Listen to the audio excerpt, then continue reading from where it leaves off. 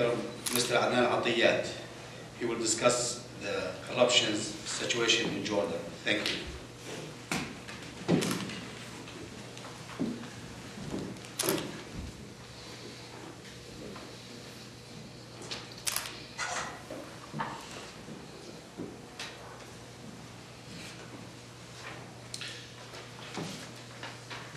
Good afternoon, everybody. First, I would like to thank Mr. Abdullah and youth for always his exceptional efforts to make events happen. First, I would like to go through some general information about corruption. As we all know, corruption is a disease.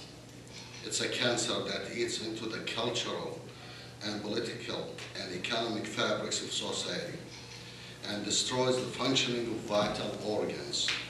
In the world of Transparency International, corruption is one of the greatest challenges of the contemporary world today.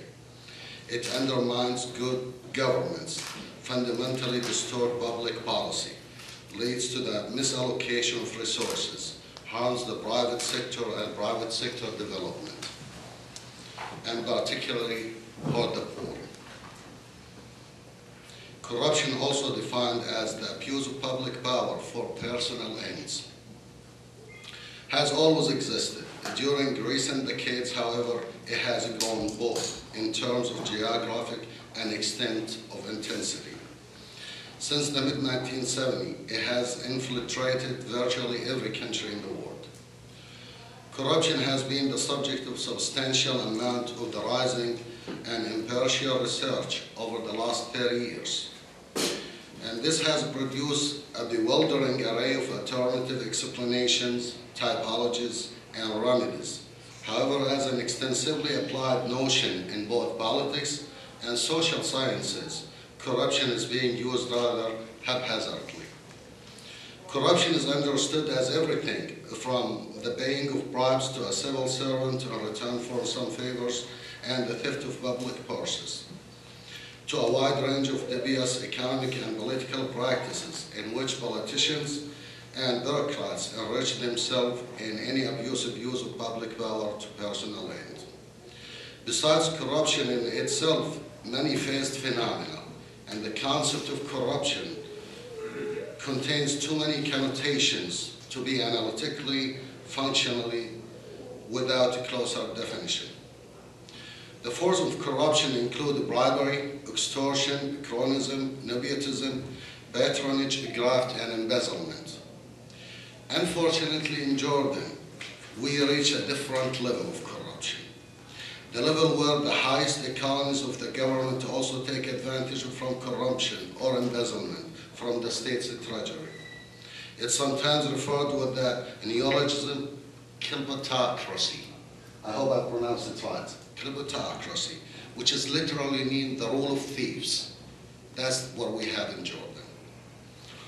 Members of the government can take advantage of the natural resources or state-owned productive industries. A number of corrupt governments have enriched themselves via foreign aid, and that's one of our major problems in Jordan, the foreign aid, which is often spent in showy buildings and armament. A corrupt dictatorship, that's what we have in Jordan, typically result in many years of general hardship and suffering for the vast majority of citizens, as civil society and the rule of law disintegrate. In addition, corrupt dictators routinely ignore economic and social problems in their quest to amass ever more wealth and power. That's the case of Jordan under the rule of King Abdullah. In the economic effects, the private sector, in the private sector, corruption increases the cost of business through the price of elect payment themselves, the management cost of negotiating with officials, and the risk of breach agreements or detection. Although some claim corruption reduces cost by cutting bureaucracy, the availability of bribes can also induce officials to contrive new rules and delays, openly allowing them to be bypassed by using bribes. Where corruption inflates the cost of business,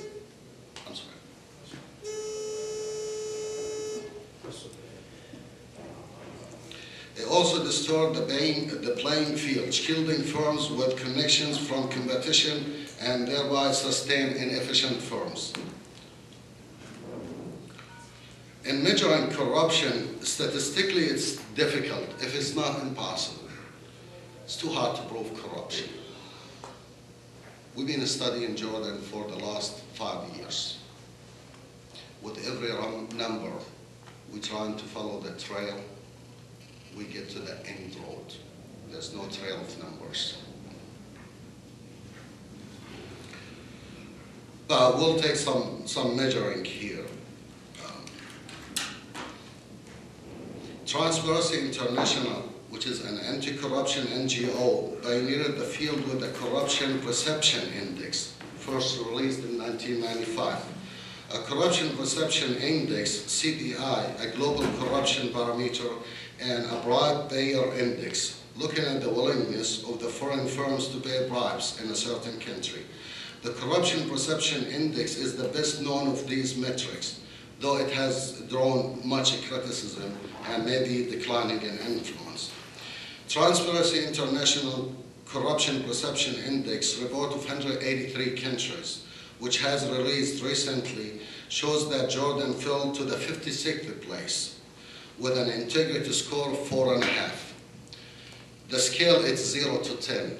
0 as the best, 10 is the worst.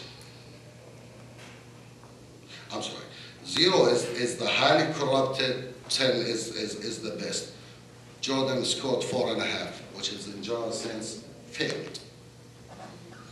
The World Bank collects a range of data in corruption, including surveys responses from over 100,000 firms worldwide, and a set of indicators of governance, institutional quality. Moreover, one of the 6 dimensions of governance measured by the worldwide governance indicator is control of corruption, which is defined as the extent to which power is exercised for private gain, including both petty and grand forms of corruption, as well as capture of the state by elite and private interests. In the World Bank, we scored the same thing. It's 5.2 and 4.8 in terms of corruption and the seize of power by the elite of the nation. Before I get to the numbers and facts, let me explain how Jordan runs their budget. Each year, the government will propose a budget in the parliament. In that budget, they will have the final accounts for the previous year. So we took, in order to be closer to the reality with numbers, we took the final accounts. We didn't take any numbers from the budget, the proposed budget, because it can change through the year. That's in Jordan. To unfold the government practices, we took the budget final accounts to expose the amount we are missing from the Treasury over the past 10 years. The numbers, and we have copies. Anybody who would like to take copies, we'll give copies to anybody request that. Between 2001 and 2011, we followed the expenditures, the actual expenditures in the final accounts. And we took the deficit before the aid and the deficit after the aid. We took the internal debt and the foreign debt and the total national debt.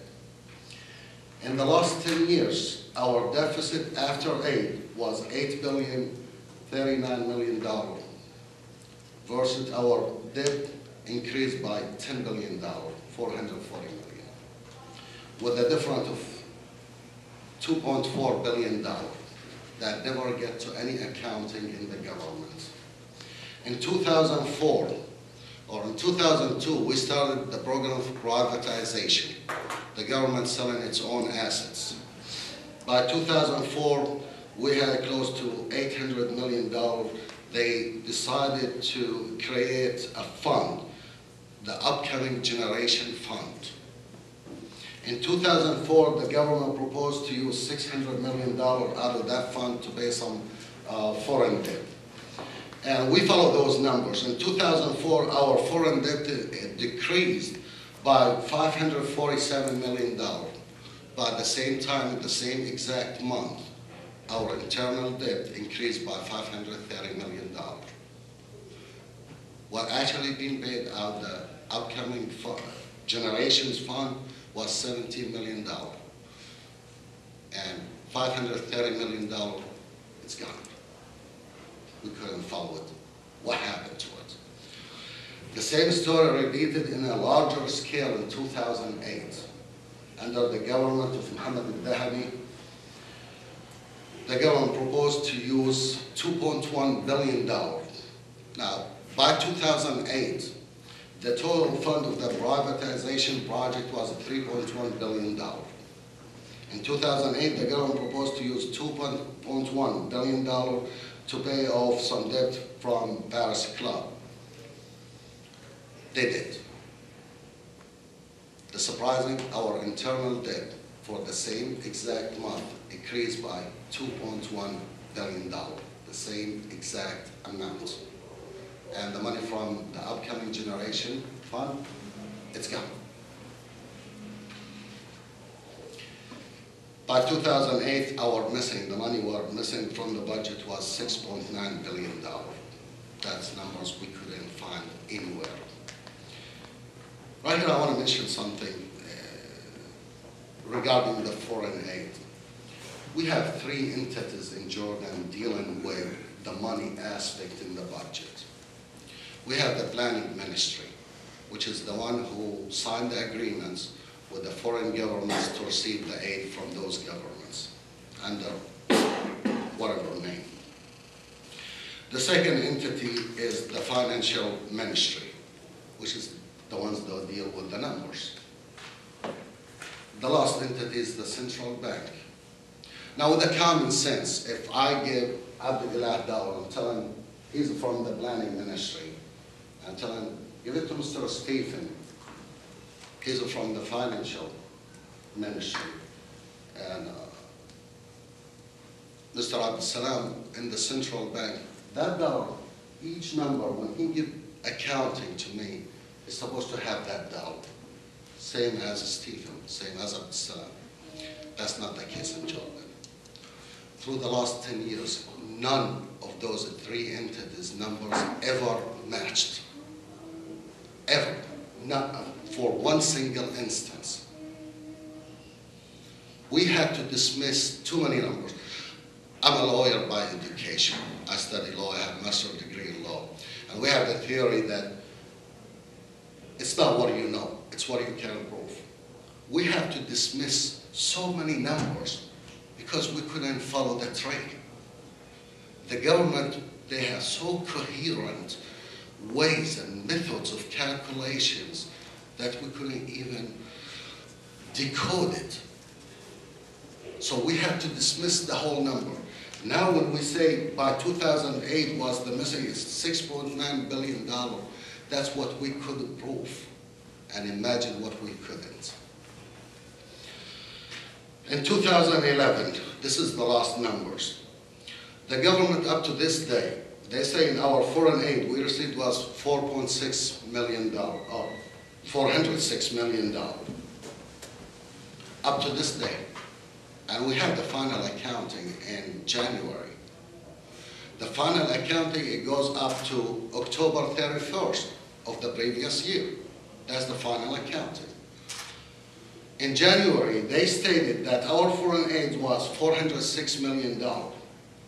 Versus we all know in June, Saudi Arabia provided $400 million in foreign aid to Jordan in a form of cash or check.